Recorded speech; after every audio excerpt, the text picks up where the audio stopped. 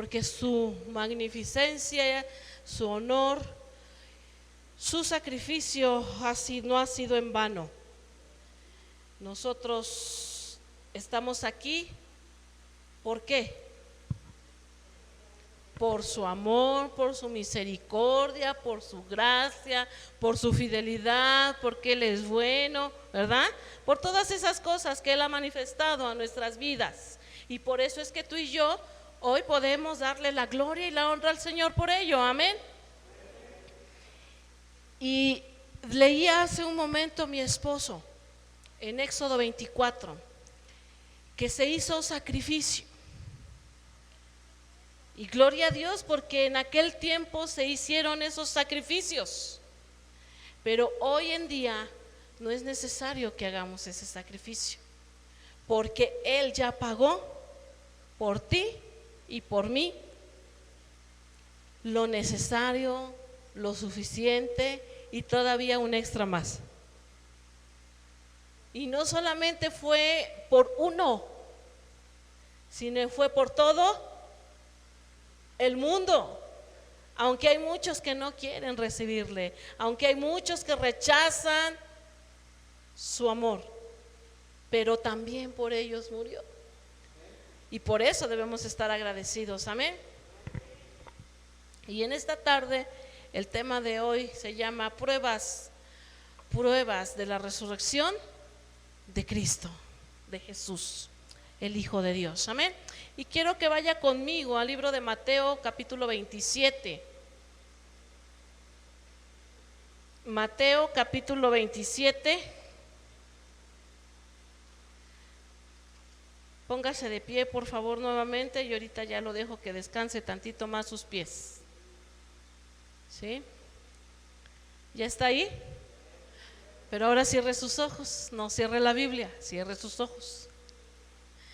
Y pídale al Señor en esta tarde que sea su Espíritu Santo hablando a su mente y a su corazón y lo que usted necesita. Padre, en ese nombre que es sobre todo nombre, creemos, Señor Jesucristo, que tú estás aquí, creemos que eres el Hijo de Dios, y es por eso que hoy nos reunimos para exaltarte, para bendecirte, para darte gloria, para darte honra, y es por eso, Señor, que tu gracia y tu amor nos han alcanzado, porque tú nos has amado, porque tu misericordia no ha faltado. Y hoy que estamos aquí, Señor, hemos entregado la alabanza, hemos entregado un sacrificio de adoración a ti, pero también queremos escuchar tu voz. Padre, habla mi espíritu, habla mi corazón, y aquellas cosas que yo tengo que cambiar en mi interior lo pueda hacer, porque quiero ser cada día mejor. Quiero demostrar que realmente soy tu hijo. Quiero realmente decir al mundo que tú eres amor y que tú me amas a mí, sí, tal como soy. Pero también, Señor, quieres seguir transformando este instrumento como un instrumento de honra y de gloria para tu reino, para declarar que tú eres Dios, para declarar que tú eres Rey, para declarar, Señor, que toda potestad del enemigo está bajo tus pies. Y yo quiero ser ese instrumento, Señor, en tus manos. En el nombre de Jesús, amén y amén. Váyase conmigo rápidamente al versículo 62, por favor.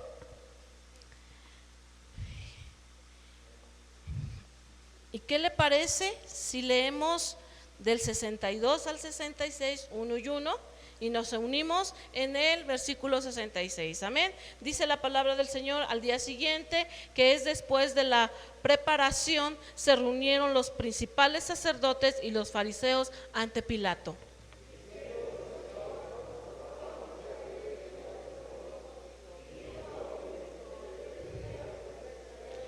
Manda pues que se asegure el sepulcro hasta el tercer día, no sea que vengan sus discípulos de noche y lo hurten y digan al pueblo: resucitó de entre los muertos, y será el postrer error peor que el primero.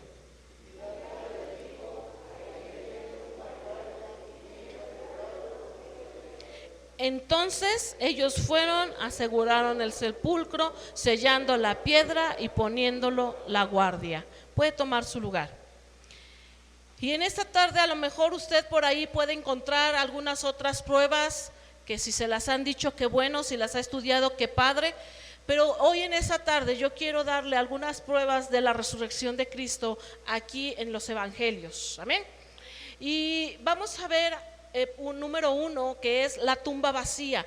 En el libro, en los evangelios, y si usted está apuntando para que lo cheque bien, y le voy a invitar que en estos 4 capítulos que yo le voy a dar, usted después en su casa con calma los lea. De veras que están bien interesantes acerca de la resurrección de Jesucristo. Y si usted está por ahí con duda de algo, de lo que es su resurrección, y que a lo mejor no tiene pruebas con qué demostrarle a la gente que Jesús ha resucitado, pues aquí tenemos varias. Mateo 28, Marcos 16, Lucas 24 y Juan 20. Todos estos 4 capítulos y algunos otros, también el que acabamos de leer, Mateo 27, están hablando acerca de la resurrección de Jesucristo, de cómo fue paso a paso. Y a lo mejor, como les decía hace un momento, en algunas otras partes de la Biblia también nos relata y nos da evidencia muy clara de la resurrección de Jesucristo. Pero vamos a ver, en estos 4 capítulos habla acerca de la tumba vacía, pero también nos habla en algunos otros pasajes, y voy a dar algunos versículos donde nos está hablando que los ángeles también dan testimonio de que la tumba estaba vacía. Váyase conmigo al libro de Juan capítulo 20 versículo 12, por favor.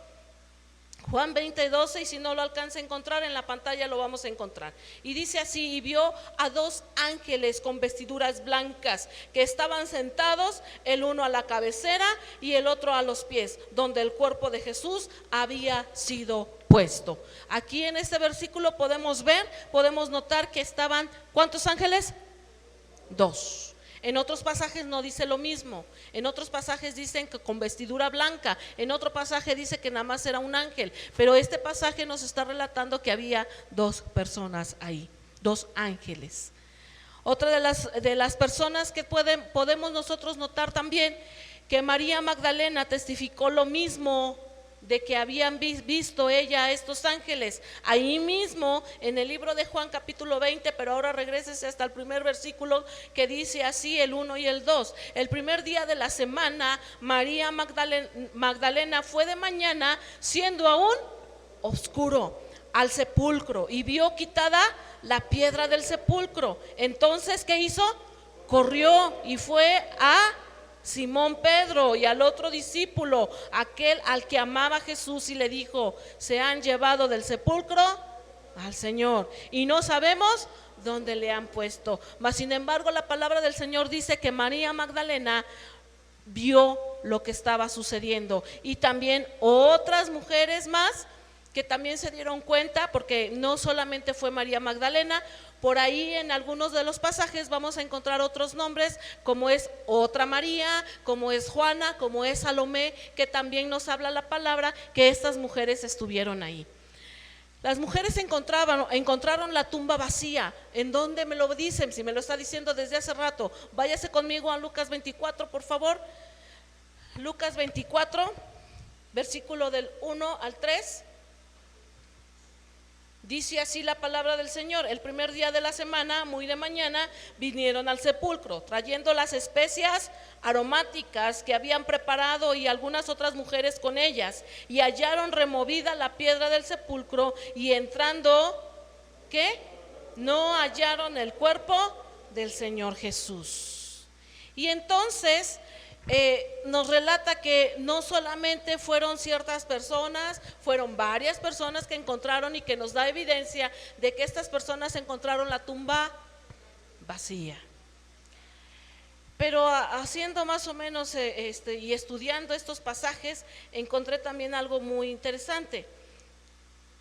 Mateo 28, váyase conmigo, Mateo 28 capítulo 12, por favor, y vamos a leer del 12 al 15. Que dice así: mientras ellas iban, he aquí unos de la guardia fueron a la ciudad y dieron aviso a los principales sacerdotes de todas las cosas que habían acontecido, y reunidos con los ancianos y habido consejo, dieron mucho dinero a los soldados, diciendo: decid vosotros, si sus discípulos vinieron de noche y lo hurtaron, estando nosotros dormidos, y si esto lo oyere el gobernador, nosotros le persuadiremos y os pondremos a salvo. Y ellos, tomando el dinero, hicieron como se les había instruido. Este dicho, ¿qué dice? ¿Dónde? ¿Hasta cuándo? Hasta el día de hoy. Y esta historia que nos está relatando Mateo 28 fue acerca de los soldados, de los que estaban ahí. Fueron sobornados con respecto al cuerpo que había sido robado. O sea, ustedes digan, no importa, nosotros los vamos a cubrir, no hay problema. Y querían culpar a los discípulos que el cuerpo, ellos lo habían tomado, que lo habían robado, que lo habían hecho muchas cosas, quién sabe qué habrán dicho ante el gobernador, pero dice, no se preocupen, nosotros los vamos a cubrir. Y quisieron o intentaron echarle la culpa a los discípulos, y dice esta palabra, que este dicho se ha divulgado entre los judíos hasta el día de hoy. Los discípulos estaban tan temerosos, ¿no estaban escondidos cuando sucedió esto? Ellos ni tuvieron tiempo o el coraje para algo así, porque es sorprendente que los enemigos de Jesús recordaran lo que los discípulos habían olvidado.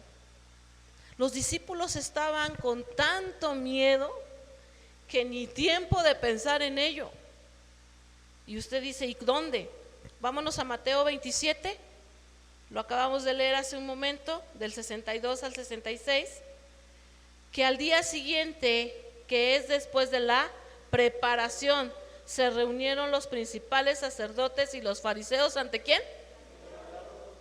Y diciendo, Señor, nos acordamos que aquel engañador dijo, viviendo aún, estaban hablando de Jesús, después de 3 días resucitaré. Manda pues que se asegure el sepulcro. ¿Hasta cuándo? El tercer día. No sea que vengan ¿quiénes? De noche. ¿Y lo qué? ¿Y a quién le iban a decir? Al pueblo. Resucitó.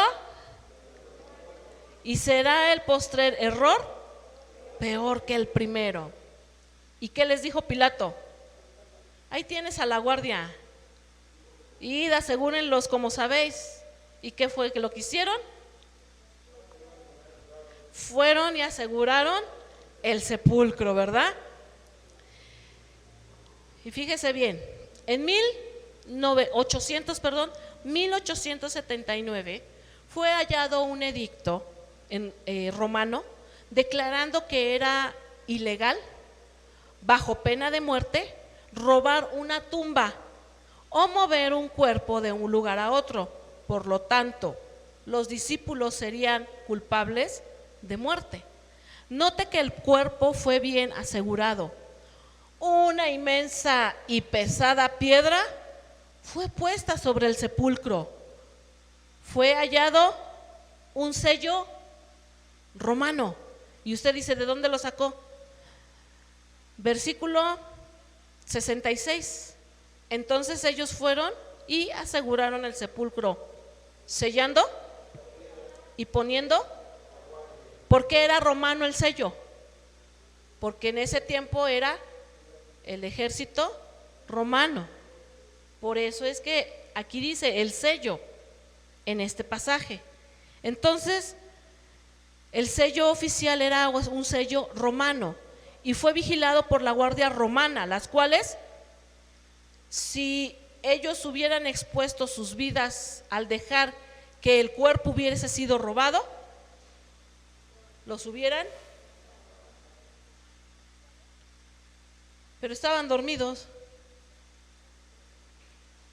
O sea, ¿cómo pudieron no podían decir que el cuerpo se lo habían robado o tener evidencia de que el cuerpo había sido robado, porque ellos estaban, ¿dónde lo dice? En Juan 28:13, diciendo: decid vosotros, sus discípulos vinieron de noche y lo hurtaron estando dormidos. Eso era lo que ellos tenían que decir. Pero pues ni los de soldados ni los discípulos pudieron hacer nada, porque él tenía poder sobre la muerte. Amén. Otra evidencia podemos ver los lienzos del sepulcro. Los lienzos, en Juan 25:7 dice: y bajándose a mirar, vio los lienzos puestos allí, pero no entró. Luego llegó Simón Pedro tras él y entró en el sepulcro y vio los lienzos puestos allí y el sudario que había estado sobre la cabeza de Jesús, no puesto con los lienzos, sino enrollado en un lugar aparte. El sudario es una tela que sirve para cubrir un cadáver, o es la tela que se ponía en la cabeza los judíos para limpiar el sudor. Por eso se le dice sudario. Y está hablando este pasaje en el libro de Juan capítulo 20, que en el versículo 7, y dice que el sudario que había estado sobre la cabeza de Jesús. ¿Y en qué forma estaba el sudario? Enrollado, muy aparte de los lienzos, que porque dice que los lienzos estaban puestos ahí. Era una costumbre judía envolver a los muertos desde el cuello hasta los pies, y por eso es que eran largas telas, y aparte se cubría lo que era el rostro. Entonces, si Jesús estaba envuelto en los lienzos y con el sudario, pues ¿cómo se iba a escapar, no? O alguien que le ayudara a escaparse o quitar el cuerpo, llevárselo a otro lado, pues era un poquito difícil hacerlo. Y dice, pone como ejemplo la palabra de Dios cuando Lázaro fue resucitado. En Juan 11:44 podemos ver esta historia, y dice que y el que había muerto salió atadas de manos y los pies con vendas y el rostro envuelto en un sudario. Jesús le dijo: desatadle y dejarle ir. Este es el ejemplo que podemos tener de cómo era de que en tipo del balsamado que se hacía a los judíos en aquel tiempo. Las tiras de tela eran o quedaban suficientemente impregnadas de las especies que se usaban para embalsamar al cuerpo, y lo hacían por lógica para que el cuerpo no despidiera inmediatamente un olor fétido. En Juan 19:39-42 dice: también Nicodemo, el que antes había visitado a Jesús de noche, vino trayendo un compuesto de mirra y de aloes, como 100 libras. Tomaron pues el cuerpo de Jesús y lo envolvieron en lienzos con especias aromáticas, según es costumbre sepultar entre los judíos. Y en el lugar donde había sido crucificado había un huerto, y en el huerto un sepulcro nuevo, en el cual aún no había sido puesto ninguno. Allí pues, por causa de la preparación de la Pascua de los judíos, y porque aquel sepulcro estaba cerca, pusieron a Jesús. O se piensa que el cuerpo de Jesús se hubiera deslizado fuera de esos lienzos y dejándolo ahí como que acomodadito. Pero aquí lo asombroso es que el sudario, lo dice la palabra del Señor, que el sudario estaba enrollado y no estaba junto con lo demás. Eso es lo asombroso, estaba removido, y probablemente para dejar ver que ahí estaba el cuerpo, o simulando que estaba ahí el cuerpo, pero realmente lo que ellos estaban viendo, pues ustedes saben que a lo mejor en ese momento el estar viendo a un muerto, pues a algunos les causa gusto, ¿verdad? ¿Qué les causa? Temor, ¿verdad? Miedo, tristeza, a lo mejor también hasta aflicción. Y si alguien hubiese ayudado al Señor Jesús a huir de ese lugar, ¿ustedes creen que le hubiera dado tiempo? Dígale a su hermano, tiempo. Ahora dígale al de atrás, si se está durmiendo, no lo mueva, dígale tiempo.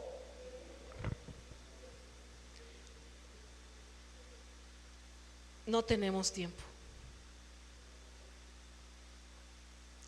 Y tenemos tiempo, porque Dios hoy nos ha dado el tiempo de que reconocer y saber que Él ha resucitado. Jesús predijo varias veces su resurrección y prometió reencontrarse con sus discípulos después de morir. ¿Cierto? ¿Lo ha leído? Si no lo ha leído, ahí está en la Biblia, ya le dejé los capítulos para que lo lea. Y lo asombroso de que Jesús es el Hijo de Dios es que Jesús murió, Jesús fue sepultado, Jesús resucitó, Jesús apareció y Jesús ascendió. Esto es lo más hermoso. Le voy a dar rápidamente solamente las citas para que usted lo cheque. Mateo 26:32, Mateo 16:21, Mateo 17 del 22 al 23, Marcos 8:31, Lucas 18:33 y Juan 2 del 19 al 21. Aquí en estos pasajes podemos ver toda esta parte que les he mencionado, que Jesús murió, fue sepultado, resucitó, se apareció y ascendió. Y eso es lo hermoso, que él, la muerte, decíamos hace rato, no le pudo detener. Y también vemos otros pasajes que él cambió de apariencia después de la resurrección. ¿Cómo? ¿Se acuerdan que se apareció varias veces a los discípulos? Y que le dijo a Tomás, tócale. ¿Sí? Cambió. Juan 20 del 14 al 16, Juan 21:4, Lucas 24:16. Estos pasajes nos hablan de que Jesús cambió de apariencia después de la resurrección. No podían reconocerlo. Incluso cuando María Magdalena, cuando Jesús resucitó y le dijo, ¿a quién buscas? ¿Y qué le dijo María Magdalena? A mi Señor. ¿Por qué lo buscas? No está muerto, Él ha resucitado. Otro de los cambios, otra de las evidencias que podemos tener es que hubo una rápida extensión de la iglesia del Antiguo Testamento, del Nuevo Testamento. Un pequeño grupo de discípulos asustados, desorientados, temerosos, que fueron y se encerraron porque tenían miedo de sus enemigos. Un poco después, porque Jesús les dijo que permanecieran hasta que fueran investidos del poder del Espíritu Santo. Ellos permanecieron a pesar de que tenían temor. Y después de que ellos fueron investidos del poder del Espíritu Santo, se levanta una iglesia que poco después cambiaría al mundo entero y que hoy en día continúa. Y que esa iglesia somos tú y yo. Después de que esos discípulos no querían o no estaban con una idea clara de lo que estaba sucediendo porque tenían miedo, y sí el miedo los sobrecogió, ellos después fueron y predicaron, y esa iglesia ha sido la expansión de la resurrección de Cristo. El Espíritu Santo inspiró tanto en el Antiguo Testamento, explicando las profecías relacionadas con la resurrección, hasta hoy en día. Si a lo mejor no tenemos una clara respuesta o clara visión de lo que es la resurrección de Cristo, si yo no puedo explicárselos así con detalle, el Espíritu Santo, Él es fiel y verdadero. Y tú le puedes decir: Espíritu Santo, revélame esas profecías que ya están aquí en tu palabra, para que yo pueda entender y comprender que esa resurrección que tú hiciste por mí, para darme vida eterna, hoy puedo decirte gracias.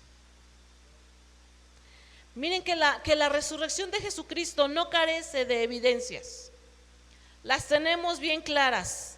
Y por eso es que les decía, Mateo, Marcos, Lucas, Juan nos hablan acerca de estas evidencias que podemos. Es una hermosa historia de la vida de Jesús. Pero esa vida que tú y yo tenemos surgió después de su resurrección. Por eso es que les decía al principio, antes se tenía que hacer sacrificios. Y ahora no tenemos que ir a hacer esos sacrificios. Él ha pagado por ti y por mí. Él no está muerto. Todas las personas que la palabra de Dios nos los decía el pastor hace 8 días, esas personas que fueron resucitadas, ¿viven? Murieron. Humanamente volvieron a morir. Y Jesús, el Hijo de Dios, no. Él vive y ha resucitado. Dile a tu hermano: resucitó por ti y por mí. Esto quiere decir que si no fuera porque Jesús murió y resucitó, y hay tantas evidencias de su vida y que lo hizo por ti y por mí, tú y yo hoy no tuviéramos vida eterna para con Él. Él fue a preparar, ¿qué? ¿Un lugar para quién? Para mí. Y lo dice Juan 14:2-6: en la casa de mi Padre muchas moradas hay. Si así no fuera, dijo Jesús, yo os lo hubiera dicho. Voy pues a preparar lugar para vosotros. Y si me fuere y os preparare lugar, vendré otra vez y os tomaré a mí mismo, para que donde yo estoy, vosotros también estéis. Y si sabéis a dónde voy y sabéis el camino, le dijo Tomás: Señor, no sabemos a dónde vas, ¿cómo pues podemos saber el camino? Y Jesús le dijo: yo soy el camino, la verdad y la vida. Nadie viene al Padre sino por mí. Si tú le crees a Dios, tendrás la vida eterna. Pero si no le crees y eres peor que un incrédulo, tú mismo te estás condenando. Así que, hermano, hermana, ahí en la palabra del Señor está muy clara que tenemos esa evidencia de que Jesús ha resucitado. Probablemente la piedra estaba grande, o probablemente la piedra estaba un poco chica, pero estaba pesada. Y todavía dice la palabra de Dios que la mandaron a sellar. A lo mejor no entre nosotros pudiésemos haberla movido, ¿verdad? Entre todos, pero no fue necesario, porque ya estaba profetizado que el Hijo de Dios permanecería 3 días e iba a ser resucitado. Tú y yo hoy en día sí podemos tener una evidencia de que Él vive. ¿Y sabes por qué? Voltea a ver a tu hermano. ¿Ya lo vistes bien? Él es un milagro de Dios.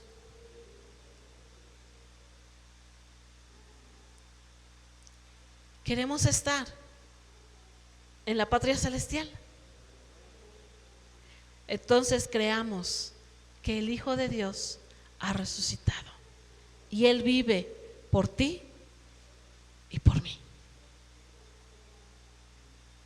Porque de tal manera amó Dios al mundo que ha dado a su Hijo, para que todo aquel que en Él cree más tenga.